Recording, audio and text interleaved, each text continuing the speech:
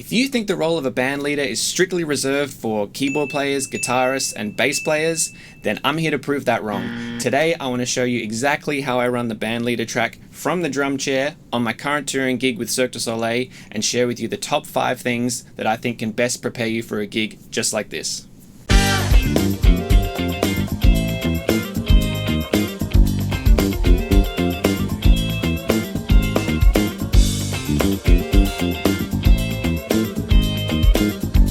What's up everyone, welcome to Drummer's Perspective. My name is Todd and I'm here to help broaden your scope of what's possible as a drummer. If you haven't already, please subscribe to the channel and hit that notification bell. That would really help me out and let you know next time I've got a video coming out. Just by you being here, I want to say thank you straight up by offering you a free gift. It's my downloadable PDF guide, 7 ways to attract more work as a drummer. Basically, this guide is great for drummers of all levels, whether you're just starting out in the music community, playing a few gigs here and there, or you're quite established in your local scene, but you want to take your career to the next level and just be out there playing more shows, working with different people, working on different music, collaborating with different people. This guide is great. It's 7 really practical steps you can take and things you can do to reapproach maybe how you play the drums, why you play the drums, and get you thinking about maybe incorporating some other skill sets into your career, basically to help you make a little bit more money as a drummer and as a musician in general. Best thing about this guide is that only one of the steps involves picking up a pair of drumsticks at all. So it's really applicable to musicians of all types. So please head to drummersperspective.com/7ways. I'll link to it in the description below and grab that free guide. But for now, let's jump into the video. So let's start by discussing what a band leader actually is. Depending on the musical situation, it can mean a variety of different things. It can mean a conductor who's conducting an ensemble. It can mean someone who's just counting off tunes and giving the nod when to finish a tune. Or it can just be someone who's making sure that musicians rock up for a gig on time. Here on Cirque though, it's a little bit unique in a sense that we're not only responsible for communicating the day-to-day changes that need to happen musically with the musicians, but also for playing our instrument and controlling the Ableton live tracks simultaneously during the show. We're also responsible for communicating any changes that need to happen during the show with the musicians on the fly. And this takes quite a bit of rehearsal and quite a bit of communication, but with the use of the great tool that Ableton Live is, we've established a way to do that.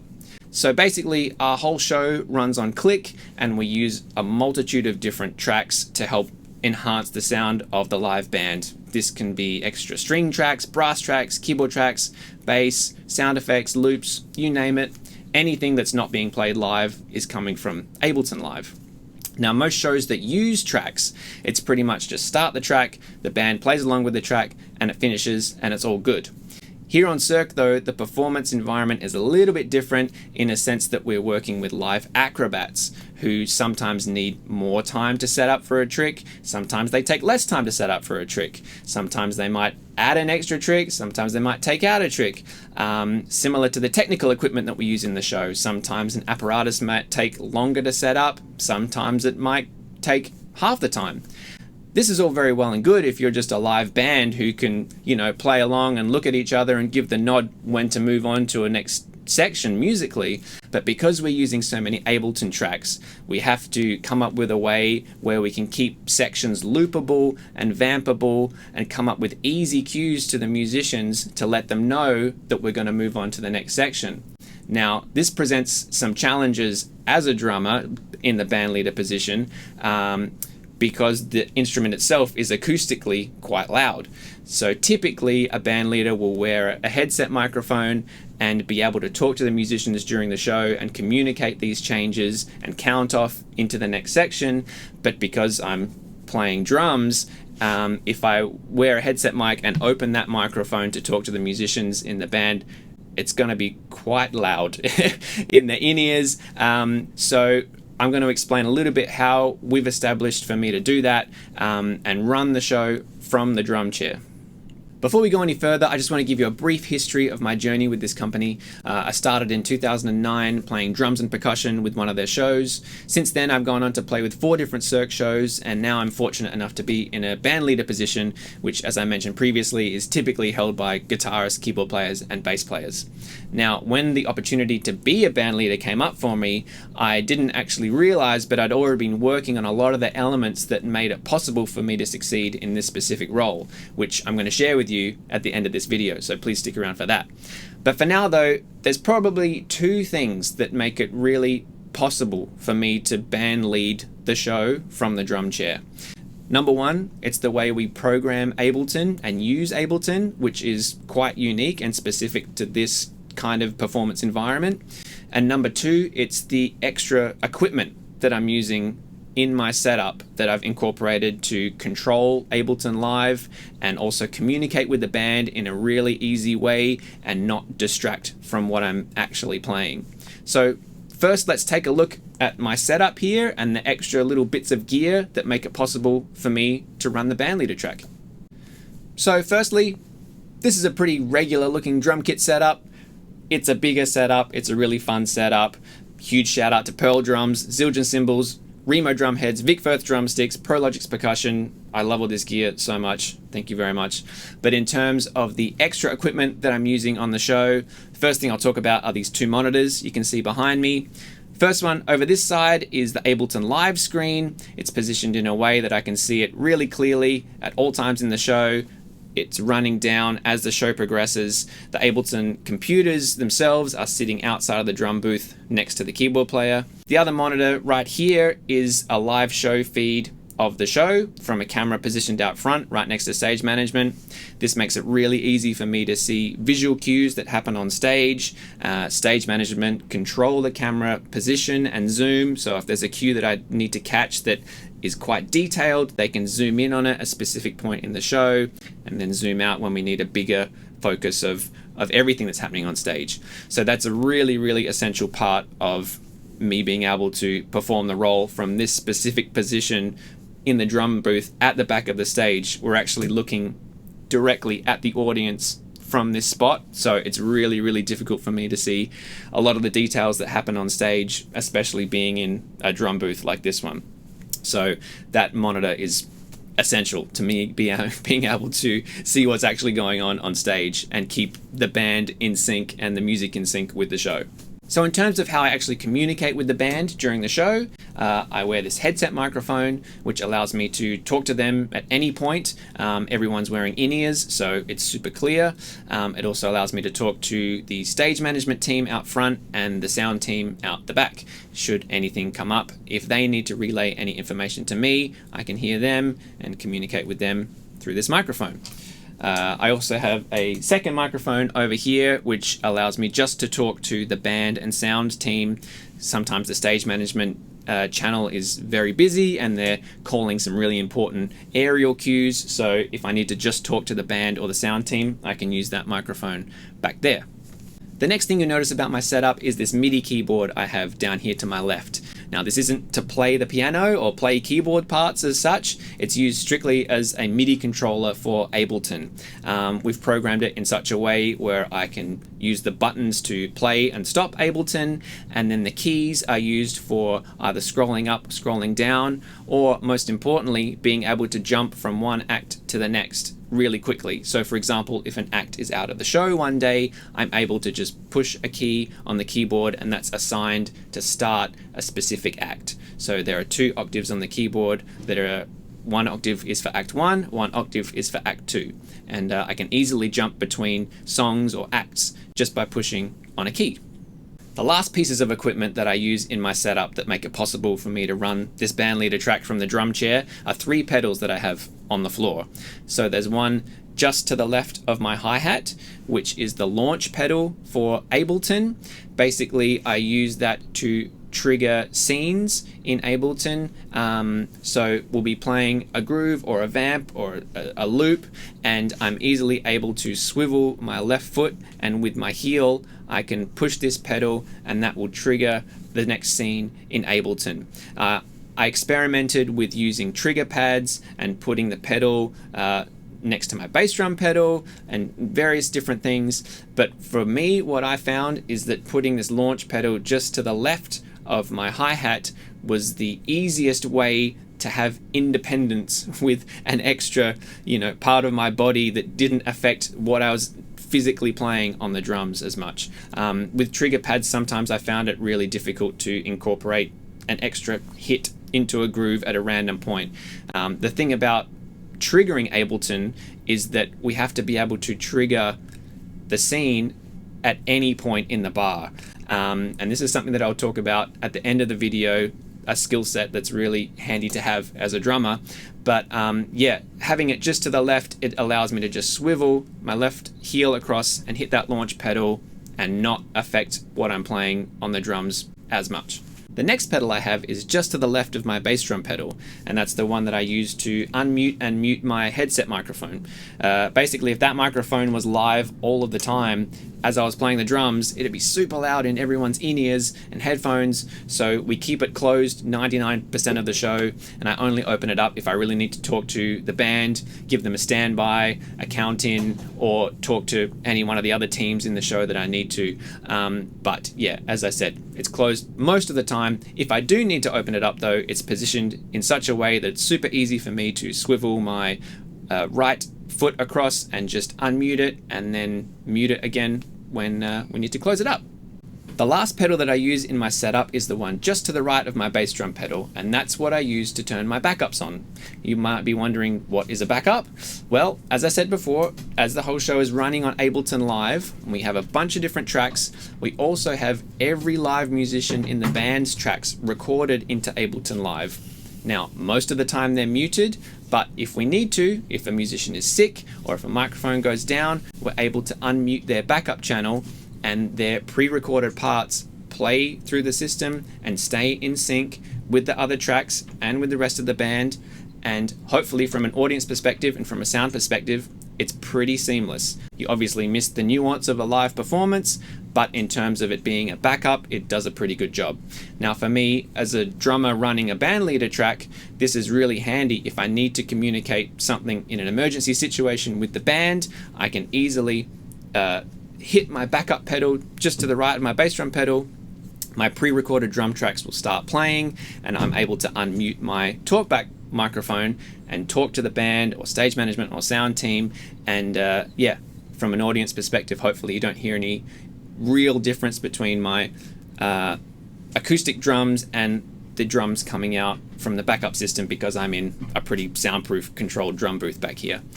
So yeah, that's a really, really handy and essential part of me being able to run this track and still be able to communicate with the band in the show if I need to.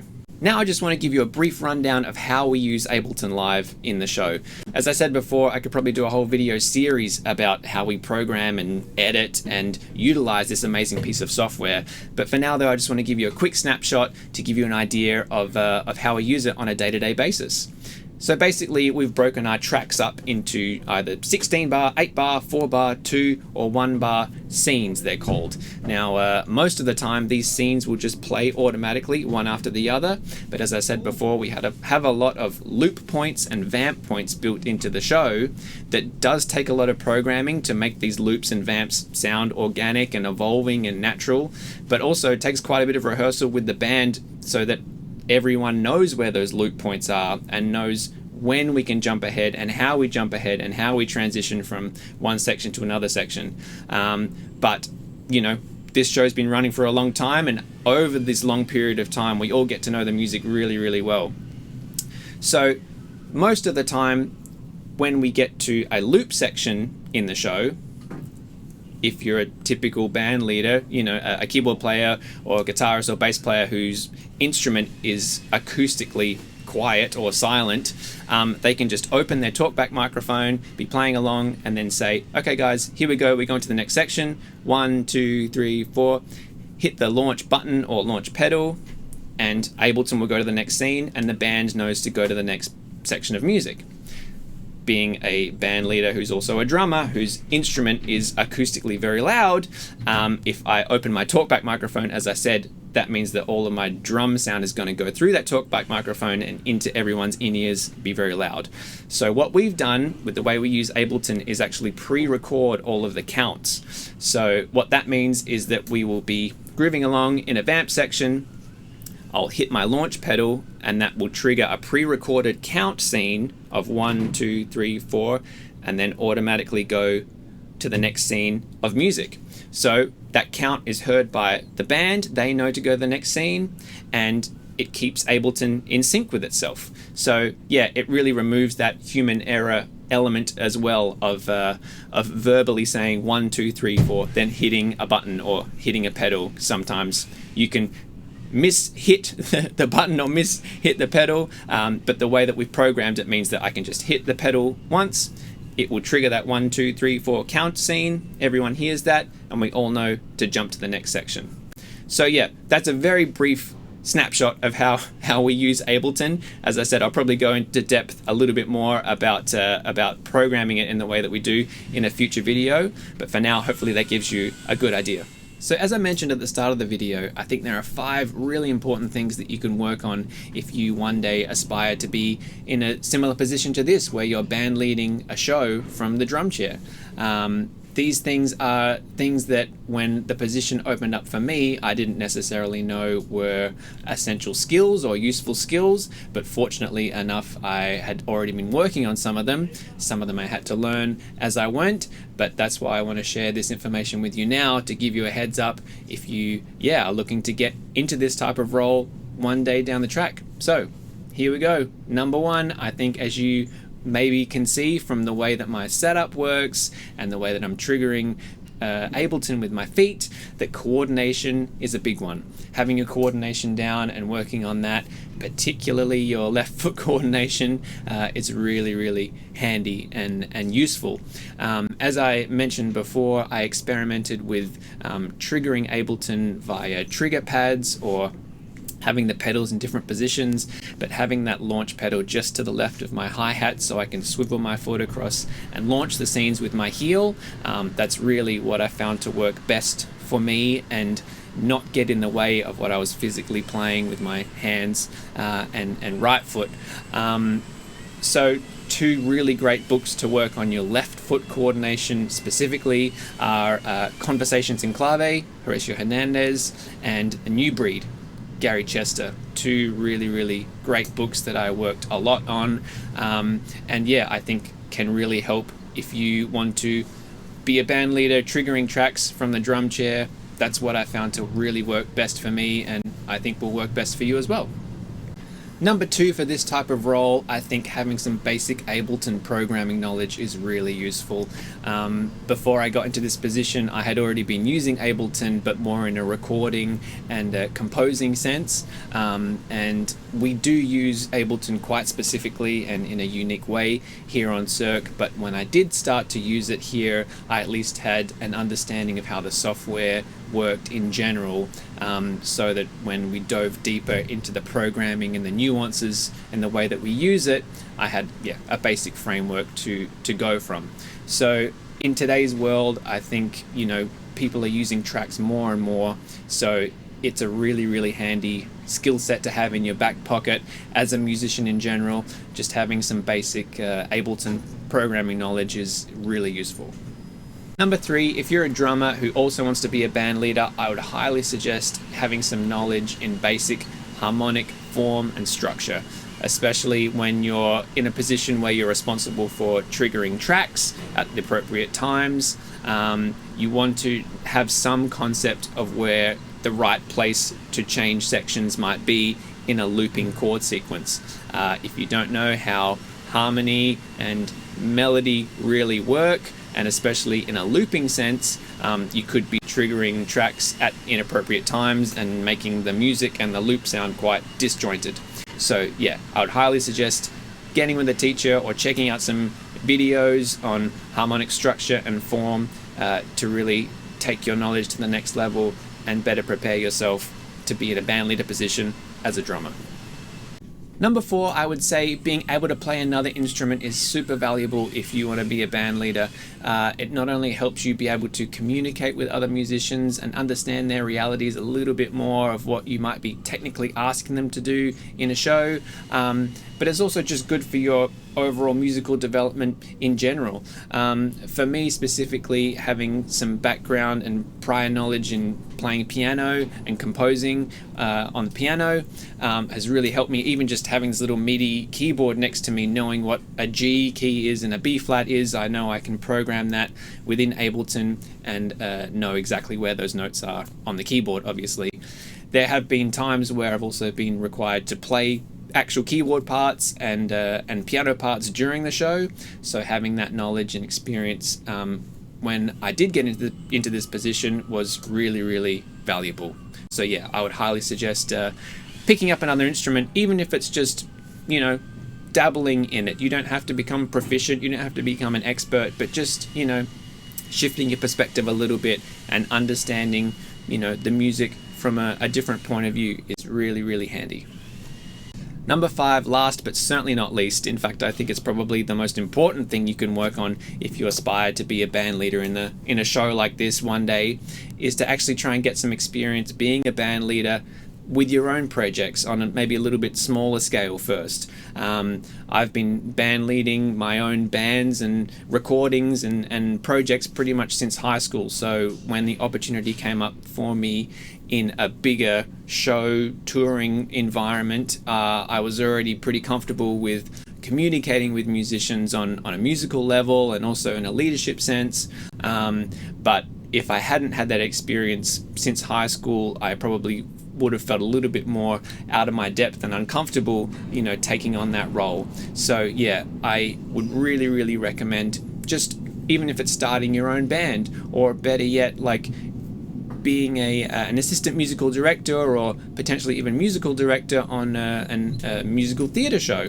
in your local community, can be really, really valuable for this type of role where we are responsible for maintaining the show quality of the music and communicating with musicians. We have to be able to make musical decisions very, very quickly, very confidently, and communicate them very clearly. And if you're able to do that on a smaller scale first before coming into a bigger show touring environment like this, it's only a good thing and only good preparation. Now, I'll be diving much deeper into the 5 topics I just talked about in future videos, but for now, hopefully that gives you a really nice understanding of how I run this bandleader track specifically here on the Cirque gig, and it's hopefully inspired you to work on some things if you are aspiring to be a bandleader as a drummer. If you are already a bandleader who's a drummer, I'd love to hear from you. Do these concepts make sense? How do you run a track as a bandleader? You know, I'd love to hear any comments, questions you have. Put them in the comments below. I'll get back to all of them, I promise. For now though, thank you so much for being here.